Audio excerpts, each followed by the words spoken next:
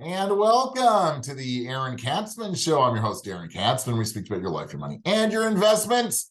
And as always, we're coming to you from the spiritual and soon-to-be financial capital of the world, Jerusalem, Israel. If you like this content, please hit the like button below.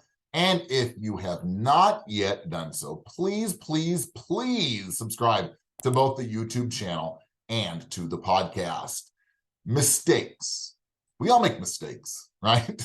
Except for me. Yours truly, I am a perfect. I'm the example of perfection when you look at perfect in the dictionary. No, just kidding, right? We all make mistakes. I think, right, we're supposed to learn from our mistakes.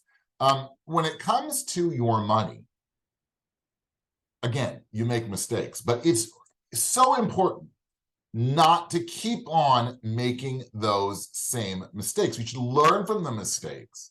Okay, I want to speak today about a few things that have happened. I call them repeat offenders, right?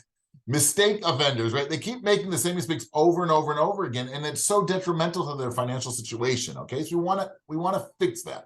So in order to have a successful and secure financial retirement, right, financial future, it's imperative for us to learn from our mistakes. Here are some common missteps that, if you correct, can have a hugely positive impact on your retirement. Or as I read somewhere else, we're no longer calling it retirement, we're calling it old age planning.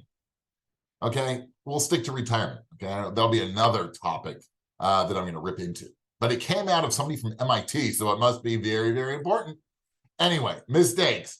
Recently, and I quote, I'm going to read something, okay? Recently, I sat with someone who was planning on retiring in 2 years. She had a huge mess on her hands, multiple U.S. bank and brokerage accounts. And since she worked in high tech in Israel and made the rounds from failed startup to failed startup, she had a bunch of different Israeli pension and what we call Keren Hishtalmut accounts. She told me she was thinking of opening up another account, right? Not in order to consolidate everything to the one account, right? She wanted to open up another account. She didn't have a big of a mess on her hands. She wanted to add insult to injury. But because she heard, why did she want to do this? She told me, well, I heard that you should have multiple bank accounts because of safety. I tried calmly to explain to her that she already has a lot of accounts, multiple accounts. She should be looking to go the other way, right? She should be consolidating, not adding accounts. As we get older, we should consolidate things to make it easier for ourselves and those who might be looking out for our financial situation, powers of attorney, and our heirs to boot, right? It's hard to plan for retirement when you have no clue what you own. Not only does having so many accounts make it complicated to get a full financial picture, it can create havoc when you get older and you can't stay in control of those accounts, or worse, forget those accounts even exist, right?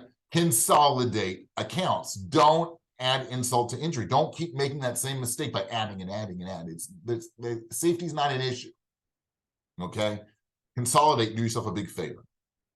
Another mistake that I see is people keep too much money in cash. Now, I know that money market rates, you know, in short-term bonds and in dollar terms, are paying anywhere between 4 and 5%. I get it, okay? But any part of a financial plan, right? You should have 3 to 6 months of your expenses on the side, totally liquid in an emergency fund. That would be cash. And if you get 4%, 5% on that, more power to you. That's fantastic. But too often I see investors keep years of their expected expenses in cash. They're never going to have an issue where they need so much money, okay? And what ultimately happens, right? The markets go up, right? And they're leaving a lot of money on the table. They'll tell me, though, they think the market is too high and they're waiting for it to drop before investing, right? When I would say, like, if we go in current terms, right? If they, well, last year the market dropped 20%. People say, oh, I didn't know that even happened.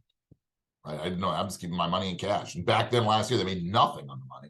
This year, at least, they're making something on the money, right? Get your money invested and enjoy the benefits of compound investing. Finally, as I have spoken about multiple times, when retirees age, they don't usually add somebody to the account to execute changes on their behalf. That can be called power of attorney, trading authority, right? They're all different versions of this, right? I advise retirees to give a child or a trusted confidant trading authority. That's what we call it. This way, if the client can't fully supervise the account, it doesn't become frozen. More than once, I've seen cases where older clients had an individual account, not even a joint account with their spouse, by themselves, and they took ill. Then what happens? They're unable to execute any instructions in their account. Why? Because they become incapacitated. And then de facto, the account becomes frozen. And this is the time where access to money is most important. It's crucial. And since you're the only one on the account, like I said, it's as good as frozen. Okay, so you've got to add somebody to the account, somebody that you trust, a child or a trusted confidant, so that you can make sure that when you most need the money, it will be one way or another available to you. Okay, we all make mistakes, but let's limit the mistakes we make. Make it once, okay, and then move on and start correcting the mistakes and live correctly financially. It'll save you so much. It'll save you so much aggravation. It'll help you grow your funds over time. And most importantly, it'll give you peace of mind that when you age, your financial situation will be stable. You'll be able to access your money. You'll have money, and everything will be consolidated, right? And you will be able to have a secure financial future. Thanks so much for tuning in. And you have been tuning in to the Aaron Kapsman Show. We speak about your life, your money, and your investments. If you like this, please hit the like button below. And if you have not yet done so, please subscribe to both the YouTube channel and to the podcast. Thanks so much for tuning in, and we'll speak to you soon.